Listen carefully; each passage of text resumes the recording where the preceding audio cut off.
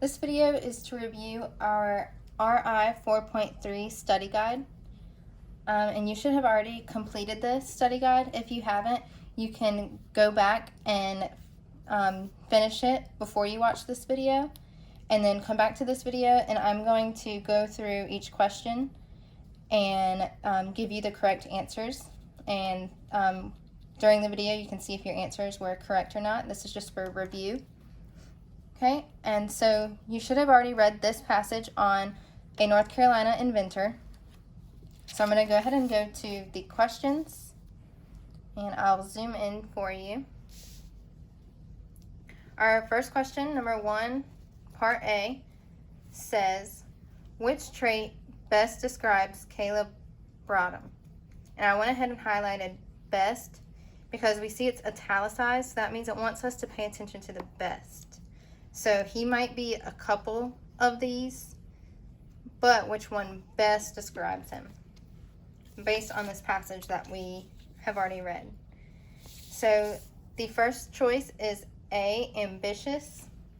And ambitious means that he had like a strong desire or determination to be successful in something.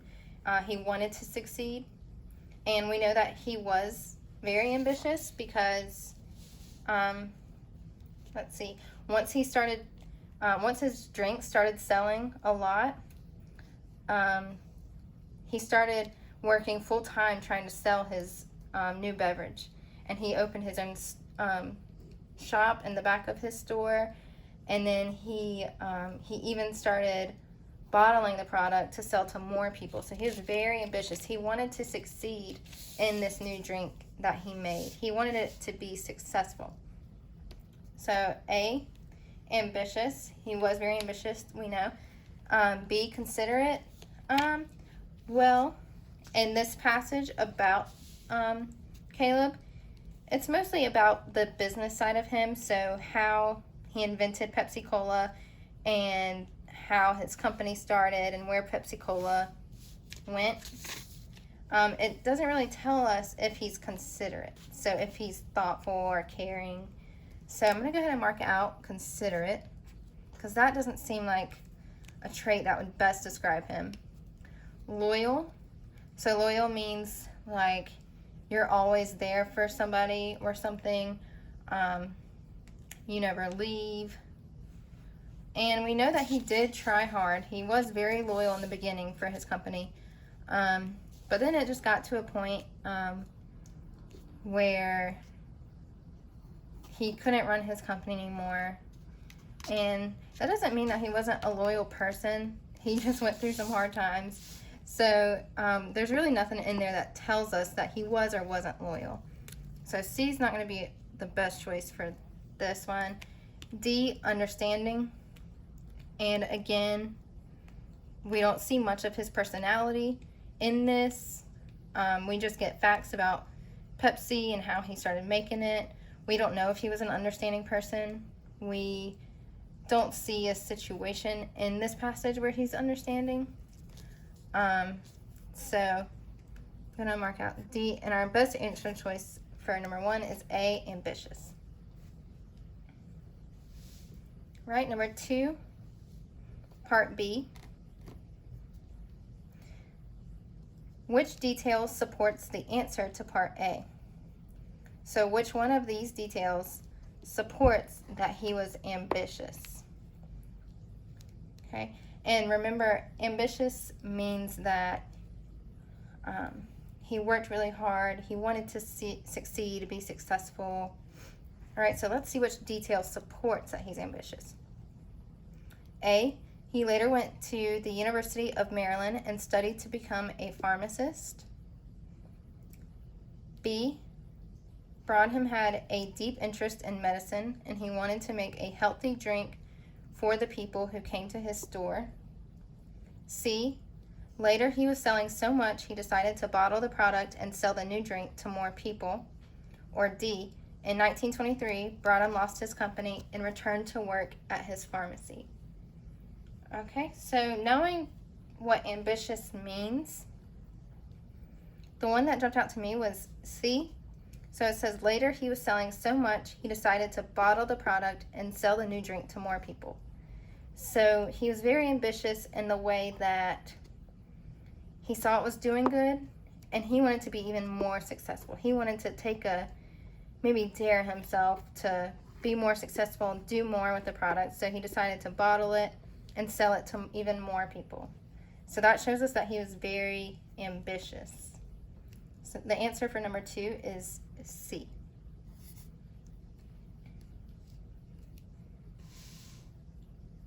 Okay, number 3, what type of informational text is this?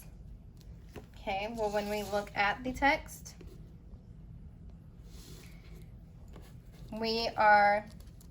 it's focusing on something in the past. We know it started in 1886 is when he started his college. And then it tells us throughout the passage about what he did throughout the years with his business of Pepsi Cola and how it all came about.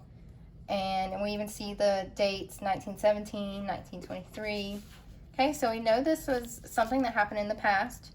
He was an important person. He was the person who invented Pepsi Cola.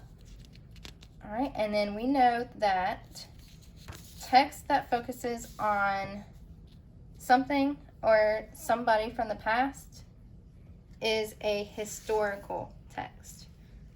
Okay, so remember that word historical. There's like the word history in there. It looks like there's the word history is the root word. So a mystery is not an informational text. Technical, we know that technical, it teaches us how to do something or how to make something. It has steps or instructions. So this one did not teach us how to do anything. And then scientific text teaches us about a certain topic in science, which this one did not do as well. Okay, so this focused on something that happened in the past or somebody. Number 4, why did Brodham experiment with recipes for a new beverage? Okay, he wanted to make $1 million in 2 years. Well, I remember it saying something about that, and that's in this bottom paragraph right here. But this was after he lost his company, and one of the new owners would make over $1 million within 2 years. So that didn't have to do with Brodham. That's not why he experimented with recipes for his new beverage. He wanted to invent a new product named Pepsi. Let's go back to this paragraph actually, right here. Paragraph 3. Okay, so back then pharmacies often had soda fountains in them to keep customers coming back to the store. Brodham had a deep interest in medicine and he wanted to make a healthy drink for the people who came to his store. He experimented with different combinations of syrups, spices, and juices. Okay, so why did he experiment? And he didn't experiment because he wanted a new product named Pepsi. He didn't even know what it was going to be called. He wanted more people to come to his pharmacy. Well, it does say something about that in the beginning of paragraph 3. Back then, pharmacies often had soda fountains in them to keep customers coming back to the store. So it doesn't necessarily say that he had them. And we get to the next sentence. Brodham had a deep interest in medicine, and he wanted to make a healthy drink for people who came to his store. So he didn't experiment with recipes because he wanted more people to come to his pharmacy. He experimented with recipes because he wanted to create a new and different drink. So he wanted to make a drink for the people who came into his store. So the answer for number 4 is D.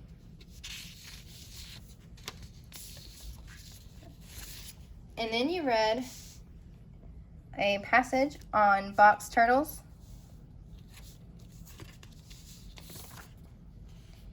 And the first question, question number 5, says, what should happen before someone gets a box turtle for a pet? A, it is important to understand what a box turtle needs to survive. B, go to the pet store and buy a glass cage and put rocks and grass in it. C, know what to do when a box turtle does not eat or seems sick. Or D, it is important to set up a cage and habitat in the backyard. So before you get a box turtle for a pet, what should happen? And we go back to this paragraph right above this question, paragraph 8.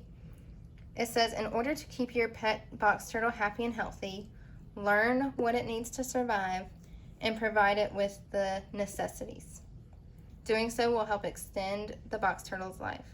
Okay, so it goes ahead and tells us that we need to learn what it needs to survive. So before we get the turtle, that's what we should do. And the best answer choice for that matches that is A. So it is important to understand what box turtles need to survive. And it's not the rest because B, go to the pet store and buy a glass cage and put rocks and grass in it. In paragraph 5 down here, it tells us that clear containers, which would be glass, they can be dangerous. So we don't need to go buy a glass cage before we get a box turtle. Know what to do when a box turtle doesn't eat or seems sick. It might be a good idea to know that before you get a turtle, but it's best to know what it needs to survive first. When it becomes sick and doesn't eat, it recommends that we should take it to the veterinarian. Right, and then the veterinarian will know what to do. And D, it's important to set up a cage and habitat in the backyard. And it tells us in the passage that you can also have a box turtle as an indoor pet. So it doesn't have to be in the backyard. So our answer for number 5 is A.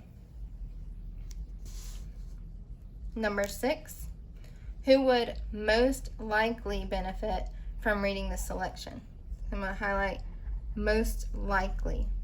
So maybe a couple of these might benefit from reading the selection, but which one would most likely benefit?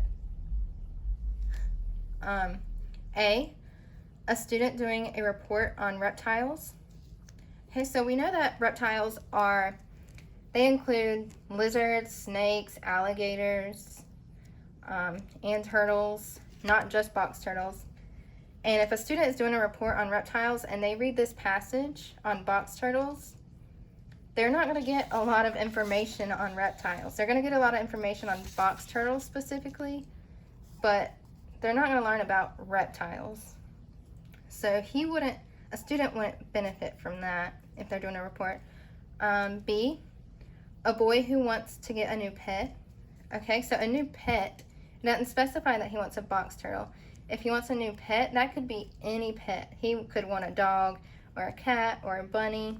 And if he's reading this passage on box turtles, he might not get the information that he wants. It might not benefit him a lot. So mark out B.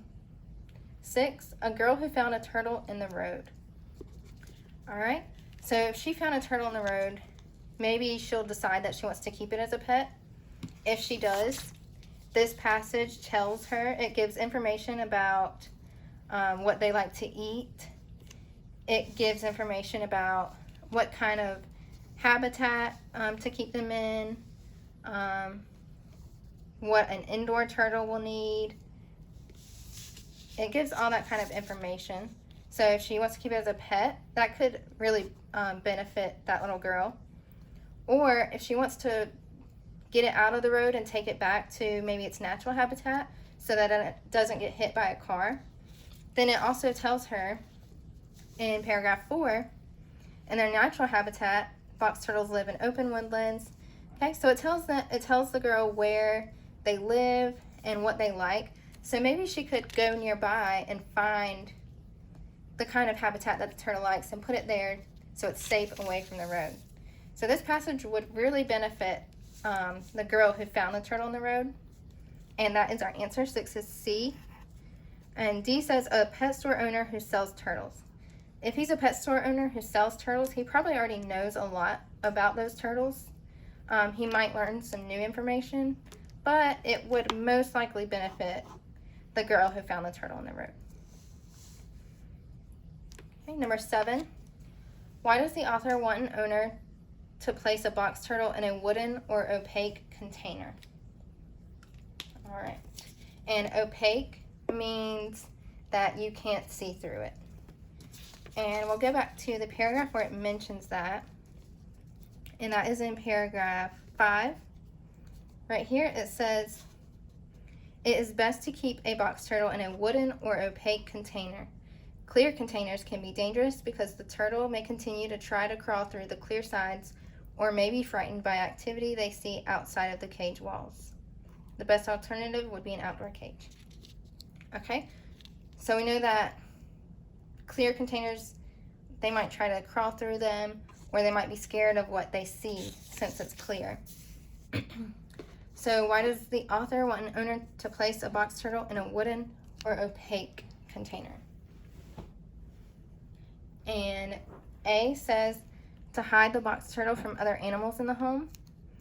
And it didn't mention anything about that in the paragraph. It mentioned that the box turtle might be scared of activity outside. So, but that's not a good answer for 7. B, so the turtle's food will stay safe inside. Again, it didn't mention anything about the food staying inside, just because it's wooden or not see-through. That won't keep the food inside necessarily. C, to keep the turtle from climbing out. So if it's wooden or opaque, just because you can't see through it, that doesn't mean that he can't climb out of it. Like, the sides might still be short. So that's not why the author wants us to put it in a wooden or opaque. D, so the turtle will not try to crawl through the sides. All right, and we read that specifically. So right here in paragraph 5, clear containers can be dangerous because the turtle may continue to try to crawl through the clear sides. All right, so we don't want a clear container because he may try doing that. That's why we want a wooden or opaque container. Number 8, what is the most important reason for understanding what box turtles need to survive? Okay, so it italicized that word most. So which one is the most important reason for understanding what box turtles need to survive? To decide if the turtle should be set free. Okay, so if we're learning about what they need to survive, like the food and conditions, that's not a reason to decide if the turtle should be set free. Okay, so A is not a good answer. B, to plan where to place a turtle's cage.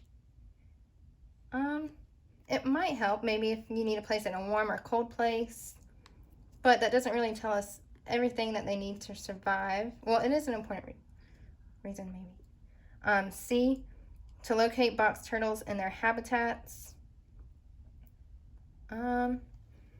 That isn't an important reason for understanding what they need to survive. So if they're in their habitats, then they're already surviving. You don't need to locate them. D, to help the box turtle live a longer life. Okay, so survive means live, like you're living through something. So if you want an understanding of what they need to live, then you're helping the box turtle live a longer life. So if you're understanding what they need, you're helping them live a longer life. And that's D for number 8. And number 9, what type of informational text is this? And it went on to the next page. And we see A is historic. Historical is focusing on something from the past. Key event or person. This is not historical. Scientific. And scientific focuses on a certain topic from science, a science topic, and gives us information and a better understanding about that science topic, which can be animals. And we do learn a lot about box turtles in this. And scientific is our answer, B, for number 9. And again, technical doesn't teach us how to do something or what or how to make something. And then it's not fiction because it's an informational text, which is always nonfiction. All right, and then we have this passage on It's Your Turn, and that tells us how to make butter. And I'll go and move into the questions. So, number 10, what would happen if step 7 were left out of the process? All right, so let's go back and look at step 7. Step 7 says, drain the buttermilk. So what would happen if we didn't drain the buttermilk? So we know we have the lump of butter, and it's surrounded by that buttermilk. So if we skip that step, and we place the butter and the buttermilk, because we didn't drain it, in a bowl, the butter might harden when we refrigerate it, but that buttermilk is still wet and runny. So let's go look at our answer choices. So what would happen if step 7 were left out of the process? The butter would not thicken. Well, let's see. We know the butter still might thicken when we put it in the refrigerator because the butter is inside of the buttermilk. But let's go. So it's not that one. The butter would still thicken when it gets cold. B, the butter would be wet and soft. Okay, like we said, if we don't drain that buttermilk, we're still going to have all that buttermilk sitting in the bowl. And it's not going to harden because it's not, it didn't turn into butter. It's still milky. So it's going to be wet and soft. And that is B. And then it's not C because the butter's not going to turn back into cream because when you shake it, you're turning the cream into the butter and into the buttermilk. So it's not going to turn back to cream when you put it in the refrigerator. It's already buttermilk and it's already butter. Okay, it's just going to harden or stay buttermilk. So it's not C, and the butter would not taste good. It might not necessarily change the taste. It's just going to change the texture. So if we don't drain that buttermilk, it's just going to change the texture of it. Okay, so number 11. What will be the result of step 1 in the instructions? Let's look at step 1.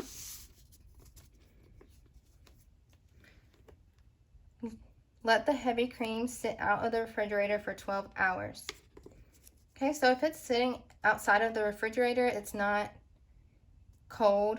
It's probably not going to be cool. It's probably going to start just be room temperature maybe. It might be a little warm if it's just sitting on the counter. Let's see what happens. Let's read our answer choices. So what will be the result of letting the heavy cream sit out of the refrigerator for 12 hours? The cream will become buttermilk. Well, to become buttermilk, we know that you have to shake it for 10 to 20 minutes and then it becomes butter surrounded by buttermilk. So just letting it sit out of the refrigerator, it doesn't become buttermilk. The cream will harden. It doesn't harden just from sitting out of the refrigerator. It hardens after you shake it and it turns into butter, and then you refrigerate it so it will harden. So it's not B. The cream will get warm. Okay, so like we said, or like I said, if it's sitting out of the refrigerator, it's not going to be cold or cool. It's going to be warm. It's probably going to be warm, like room temperature. Right. And then just to make sure, D says the cream will thicken. And again, it only thickens after you start shaking it. So after you keep shaking the cream until it thickens. So that's not going to happen just from sitting on the counter. So our answer for number 11 is C. Number 12, what is the purpose of including a list of materials needed? All right, so our list of materials is going to be like our ingredients and the things we'll need. So why do you think that it's important that they include that for us?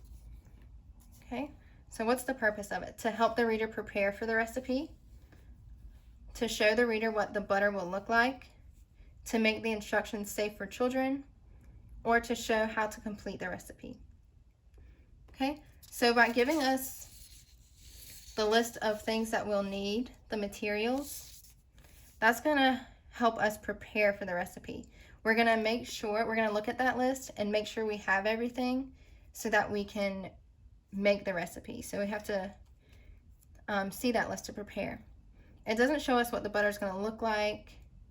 It doesn't do anything to make the instructions safe for children. It's just telling us what we need, and it's not showing us how to complete the recipe.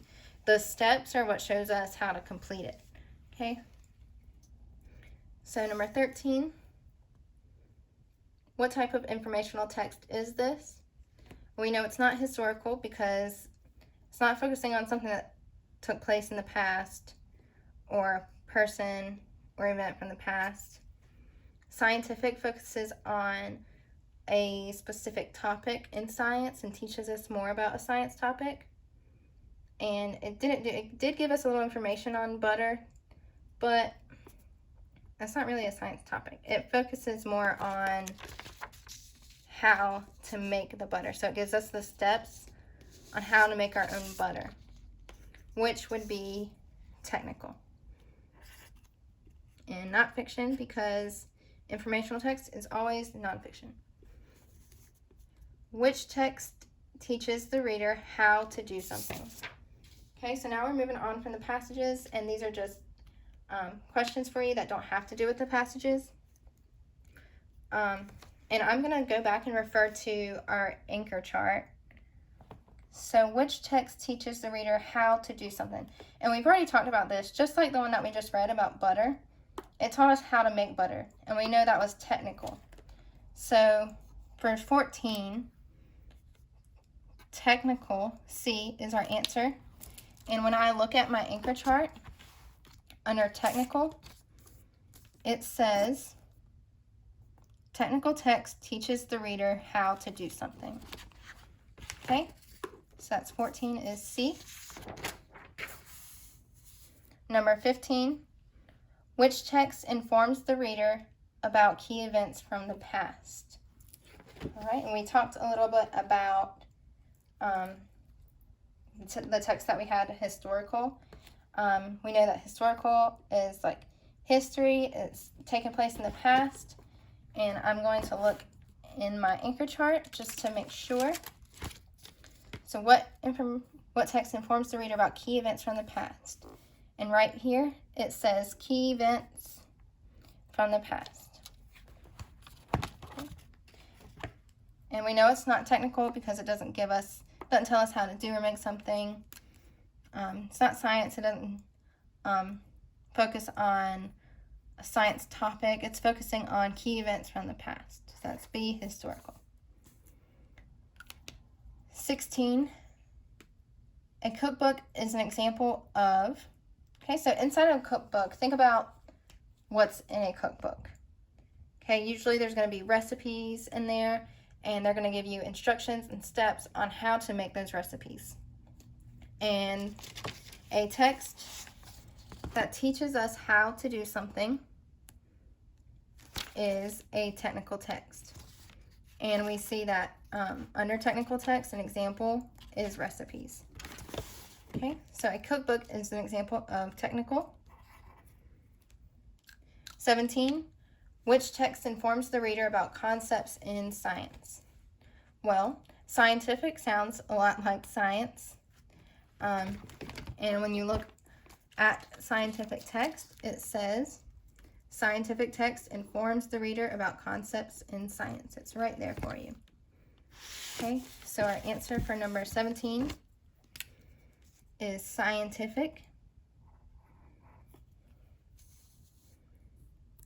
Number 18, an old newspaper is an example of what type of informational text?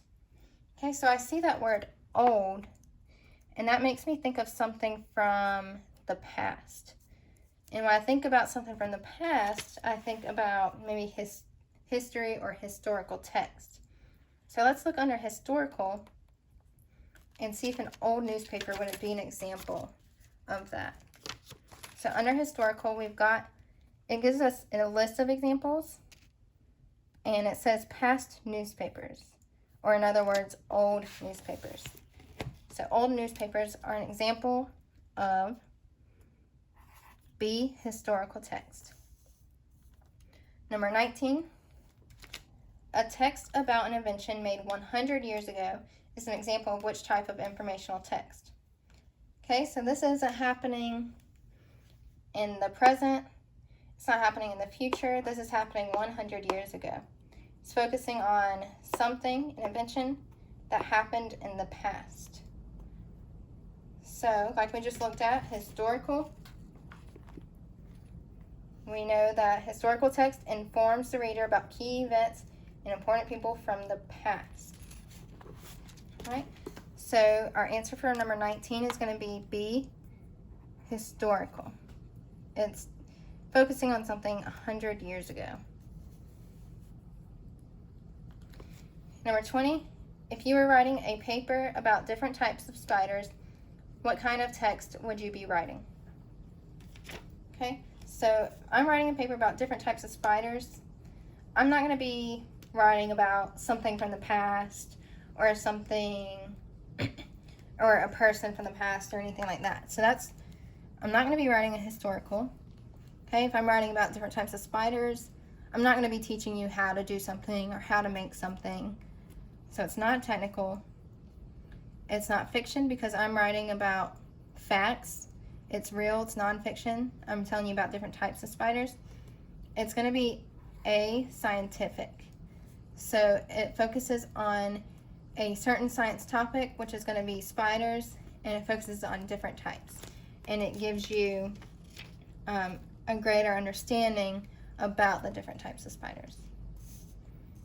Right, so that is the end of this review for our study guide.